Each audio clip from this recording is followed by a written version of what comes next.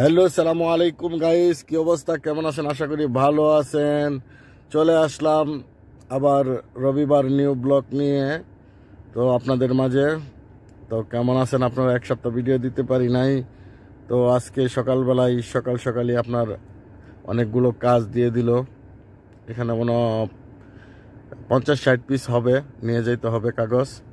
ওইটা আপনার নিয়ে যেতে হবে আদুলিয়া, বলছে আদুলিয়া যাওয়ার জন্য। তো আদুলিয়া মোটামুটি ভালো আছে আপনারা সবাই, তো যাইতে যাইতে কথা হবে ইনশাআল্লাহ।